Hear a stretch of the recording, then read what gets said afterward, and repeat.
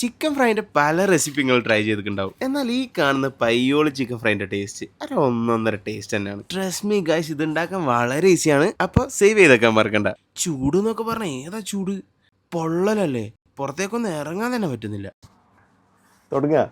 ആദ്യം കുറച്ച് വറ്റൽമുളക് ചൂടുവെള്ളത്തിൽ കുതിർത്ത് വെക്കണം. എന്നിട്ട് ചെറിയുള്ളിയും വെളുത്തുള്ളിയും ഇഞ്ചിയും കുതിർത്ത് വെച്ച വറ്റൽമുളകും അല്പം വെള്ളവും ചേർത്ത് പേസ്റ്റ് പരുവത്തിൽ അരച്ചെടുക്കണം. എന്നിട്ട് അല്പം കാശ്മീരി ചില്ലിയും മഞ്ഞൾപ്പൊടിയും ഗരം മസാലയും ആവശ്യത്തിന് ഉപ്പിട്ട് നന്നായി മിക്സ് ചെയ്ത് വരഞ്ഞു വെച്ച ചിക്കനിലേക്ക് ഈ മസാല ആഡ് ചെയ്ത് നന്നായി തേച്ച് പിടിപ്പിക്കണം. എന്നിട്ട് ഹാഫ് ലൈമും കുറച്ച് കോൺഫ്ലോറും അരിപ്പൊടി ആഡ് ചെയ്ത് നന്നായി മിക്സ് ചെയ്ത് മിനിമം 1 hour എങ്കിലും റെസ്റ്റ് ചെയ്യാൻ വെക്കണം. ഇനി ചൂടായ വെളിച്ചെണ്ണയിലേക്ക് കറിവേപ്പില ഇട്ട് ചിക്കൻ ഫ്രൈ ചെയ്തെടുക്കണം. ഫ്രൈ ചെയ്യുമ്പോൾ ആദ്യം ഹൈ ഫ്ലെയിമിലും പിന്നെ മീഡിയം ഫ്ലെയിമിലും ഇട്ടിട്ട് ഫ്രൈ ചെയ്തെടുക്കണം. ഇതിങ്ങനെ ഫ്രൈ ആയി വരുമ്പോൾ തന്നെ നല്ല അടിപൊളി സ്മെല്ല് കിട്ടും. പക്ഷെ എടുത്ത് കഴിച്ച് കളയരുത്, നമുക്ക് കുറച്ചുകൂടി സ്റ്റെപ്പ് ബാക്കിയുണ്ട്.